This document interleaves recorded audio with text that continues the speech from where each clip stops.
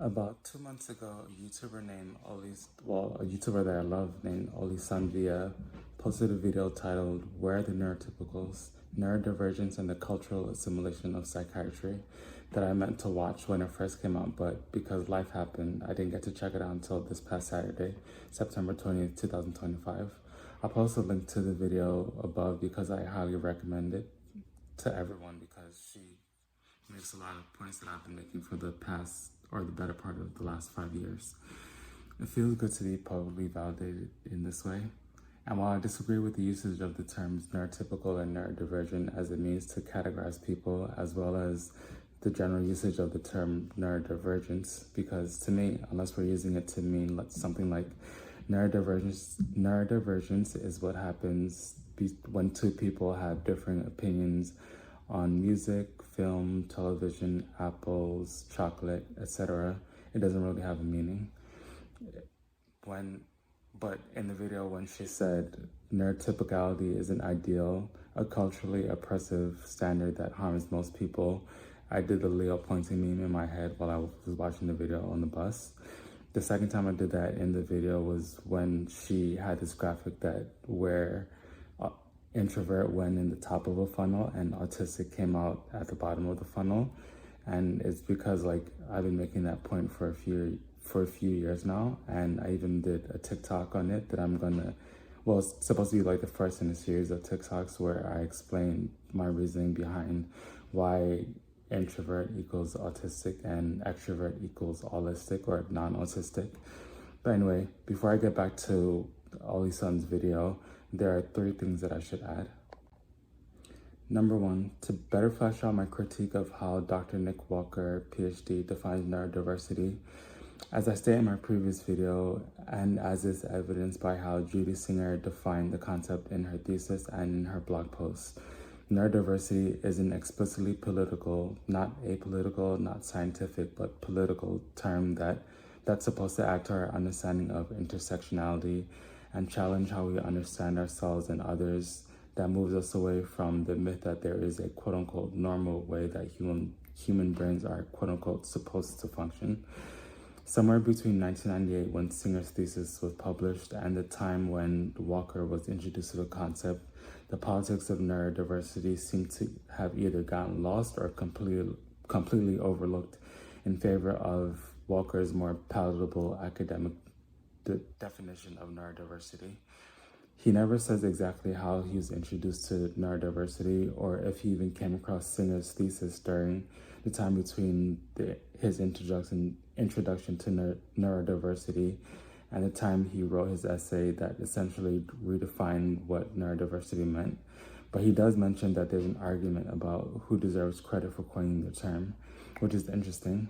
The argument is about whether or not someone saying neurological diversity in a forum that Singer cites as being important to how she came about coining and defining neurodiversity constitutes the other person coining neurodiversity, which I don't think it does, but I'll get to that when I make my video about the neurodiversity movement.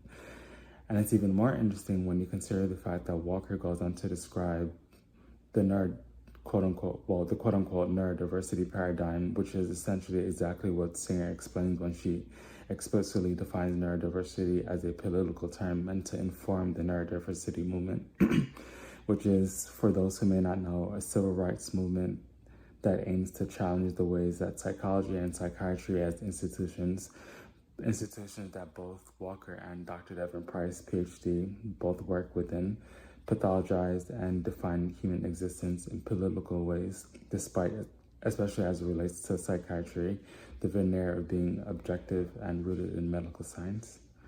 And because people are led to believe that you can engage with neurodiversity apolitically because the politics of neurodiversity are housed only within the separate thing called the neurodiversity paradigm we get to. Number 2, something that Dr. Devin Price continued to do throughout his book Unmasking Autism, which in my opinion reveals a clear misunderstanding of what neurodiversity means, is A, he uses neurodiversity, and neurodivergent interchangeably to describe a person, while never actually giving a definition for any of those terms.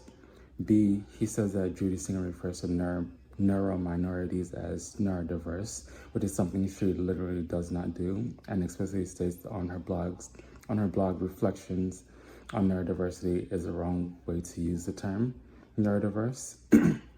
And C, Price makes this weird distinction between what a quote-unquote neurotypical person is, a person who allegedly has no mental illnesses mental illnesses or disorders and or cognitive disabilities, and an autistic person, which is simply a non-autistic person. And I think that distinction is, in my opinion, an unnecessary and not at all useful or realistic distinction to make. Put a pin in this for later because I'm going to circle back to my issue or why I take issue with the term mental illness or mental disorders when I talk about critical psychology and critical psychiatry, especially because the point that I'm going to make is the point that Price almost comes close to making in Masking Autism. And number 3, I should note that I'm not a fan of thinking of autism, ADHD, dyslexia, etc. as distinct neurotypes, especially because the reasons for doing so doesn't hold up to scrutiny. If we're all being completely honest with ourselves, we know that the only way to understand neurodiversity is to understand that each individual person on this planet has a distinct neurotype, aka their brain, from the moment that they're born, and their neurotype is shaped by their experiences in the world, and that defining what a neurotype is based on what is held between the pages of the DSM and the ICD just doesn't make any sense, especially because it goes against what neurodiversity even means, what the goals of the neurodiversity movement are, and because as I'll explain later in a later video, and something that Olisanvia talks about in her video, the concept of mental illnesses and disorders is culturally, politically, and economically constructed, meaning they're not discrete biological illnesses or disorders the way that pneumonia, COVID-19, cancer, and the flu are.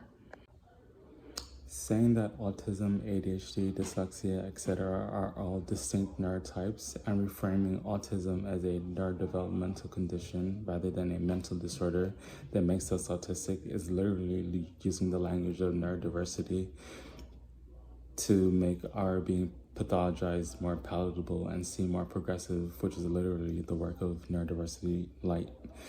And whether or not any of this is being done intentionally by the individuals who subscribe to the aforementioned ideas is almost beside the point, because the end result is still the same.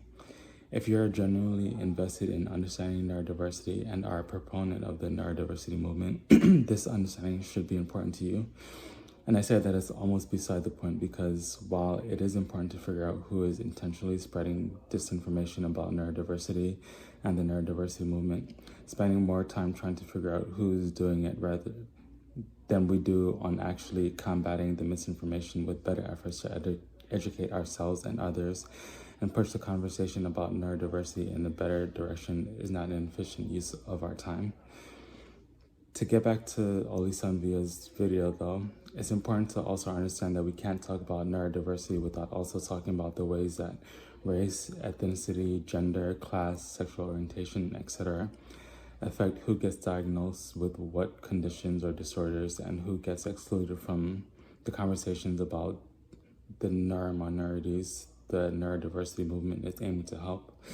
Because if we know that autistic girls and women are more likely to receive a diagnosis of borderline personality disorder, Black and Latino boys, especially if they're poor and are autistic, are more likely to receive a diagnosis of either ODD, oppositional defiance disorder, or schizophrenia, and even poor white boys are more likely to receive an ODD diagnosis, while financially stable or financially well-off white boys and men receive autism and or ADHD diagnoses, despite all the aforementioned groups of people presenting the same behaviors. And this fact never has any effect on the goals of the neurodiversity movement and our understanding of neurodiversity. It means that neurodiversity and the neurodiversity movement aren't for everyone, especially not even most autistic people.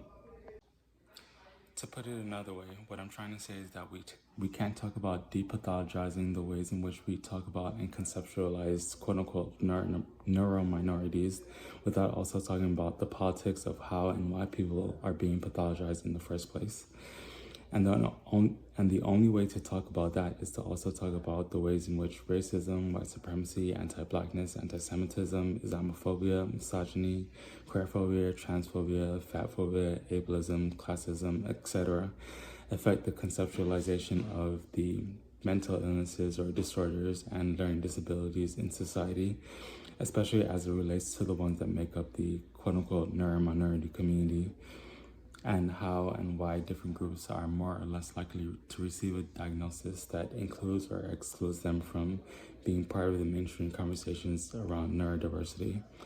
Like, in my opinion, the fight to remove homosexuality from the DSM was and probably the most successful proto-neurodiversity movement campaign in society.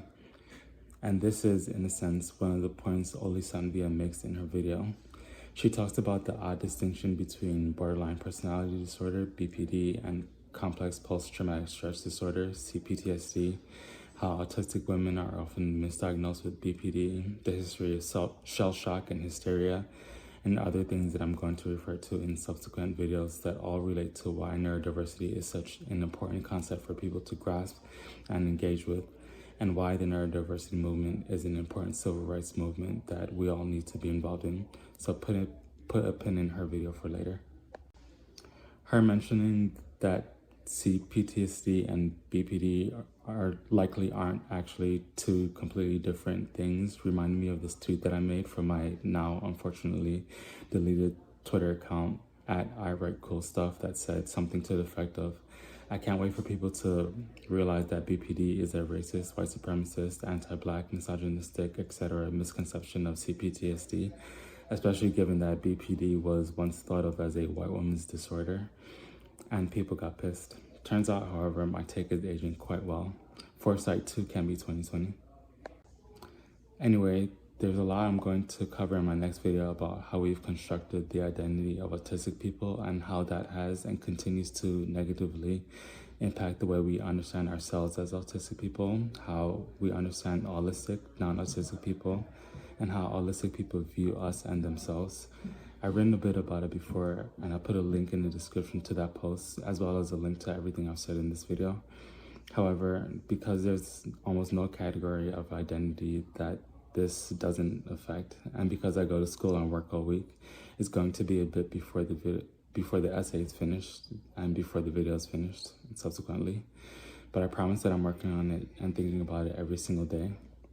So stay tuned, and please like, comment, share, and subscribe.